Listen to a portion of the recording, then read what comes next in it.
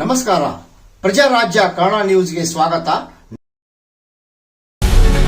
ಮಳೆಯಲ್ಲಿ ಜರುಗಿದ ಗೊರ್ನಾಳ ಕೋಡಿ ಲಕ್ಷ್ಮೀ ದೇವಿ ಜಾತ್ರೆ. ಹೌದು ವೀಕ್ಷಕರೇ, ಪ್ರತಿ ವರ್ಷದಂತೆ ಈ ವರ್ಷವೂ ಕೂಡ ಹುಕ್ಕೇರಿ ಪಟ್ಟಣದ ಹೊರವಲಯದ ಗೊರ್ನಾಳ ಕೋಡಿ ಎಂದೇ ಹೆಸರುವಾಸಿಯಾಗಿರುವ ಐತಿಹಾಸಿಕ ಗೌಡರ ಆರಾಧ್ಯ ದೇವತೆ ಶ್ರೀ ಲಕ್ಷ್ಮೀ ದೇವಿ ಜಾತ್ರಾ ಮಹೋತ್ಸವ ಅದ್ದೂರಿ ಸಡಗರ ಸಂಭ್ರಮದಿಂದ ನೆರವೇರಿತು.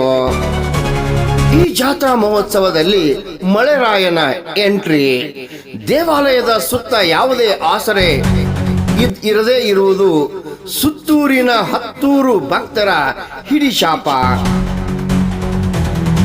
ಹತ್ತೂರು ಗ್ರಾಮದ ಭಕ್ತರನ್ನು ಹೊಂದಿರುವ ಶ್ರೀ ಲಕ್ಷ್ಮೀ ದೇವಿ ಎಲ್ಲ ಭಕ್ತರಿಗೆ ವರ ನೀಡಿ ಭಕ್ತರನ್ನ ಉದ್ಧಾರ ಮಾಡ್ತಾಳೆ.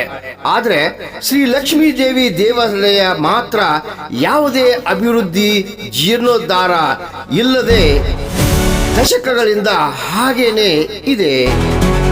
ಕೆಲವರ ವೈಯಕ್ತಿಕ ಪ್ರತಿಷ್ಠೆಯಿಂದಾಗಿ ಈ ದೇವಾಲಯ ಜೀರ್ಣೋದ್ಧಾರ ಆಗದೆ ಇರೋದು ಹತ್ತೂರಿನ ಭಕ್ತರ ಆಕ್ರೋಶಕ್ಕೆ ಕಾರಣವಾಗಿದೆ.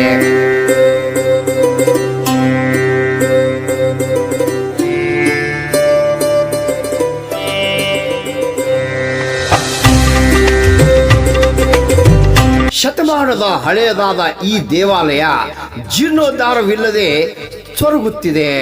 ಭಕ್ತರು ತಾವೇ ನಿಂತು ದೇವಾಲಯ ಕಟ್ಟುತ್ತೇವೆ ಅಂದ್ರು ಕೆಲವು ಪ್ರತಿಷ್ಠಿತರು ಆಸ್ಪದ ಕೊಡುತ್ತಿಲ್ಲ ಅನ್ನೋದು ಭಕ್ತರ ಆಕ್ರೋಶ.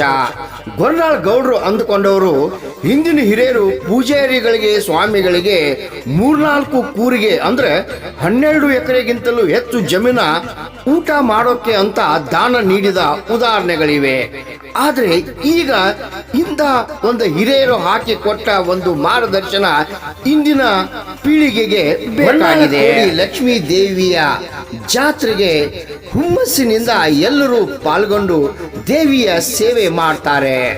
ಆ ಸೇವೆ ದೇವಾಲಯ ಕಟ್ಟಿದಷ್ಟು ಪುಣ್ಯ ಸಿಗುತ್ತದೆ ಅಂತ ಹಿರಿಯರು ಹೇಳ್ತಾರೆ. ಆದ್ರೆ ಈಗ ದೇವಾಲಯದ ಜೀರ್ಣೋದ್ಧಾರಕ್ಕೆ ಯಾವುದೇ ಅವಕಾಶ ಕೊಡ್ತಾ ಇಲ್ಲ.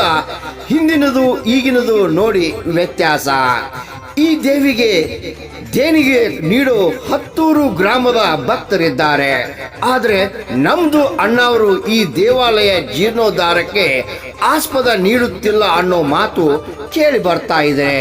ಇಷ್ಟಾದರೂ ಗೊರ್ನಾಳ ಕೋಡಿ ಜನ, ಹತ್ತೂರಿನ ಜನ ಕೂಡಿಕೊಂಡು ಸ್ವ ಇಚ್ಛೆಯಿಂದ ಪ್ರತಿ ವರ್ಷ ಜಾತ್ರೆ ಮಾಡುತ್ತಾ ಬಂದಿದ್ದಾರೆ.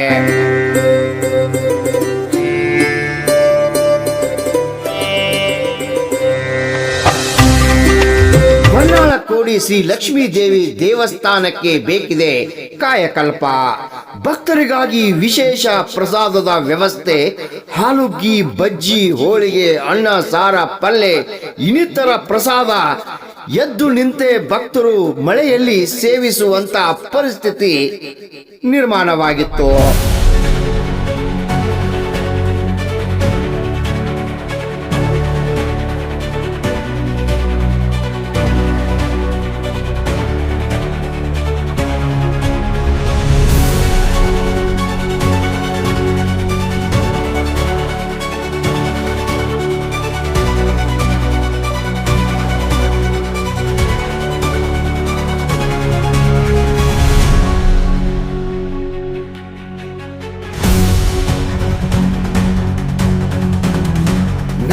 ನಂದು ಅನ್ನೋ ಈ ವೈಯಕ್ತಿಕ ಪ್ರತಿಷ್ಠೆ ಕೈ ಬಿಟ್ಟು ಶ್ರೀ ಲಕ್ಷ್ಮೀ ದೇವಿ ದೇವಾಲಯ ಕಾಯಕಲ್ಪ ಮುಖ್ಯ ಎಂದು ಎಲ್ಲರೂ ತಿಳ್ಕೊಂಡು ಈ ಒಂದು ದೇವಾಲಯ ಜೀರ್ಣೋದ್ಧಾರಕ್ಕೆ ಎಲ್ಲರೂ ಕೂಡಿಕೊಂಡು ಕೈ ಹಾಕಬೇಕಾಗಿದೆ.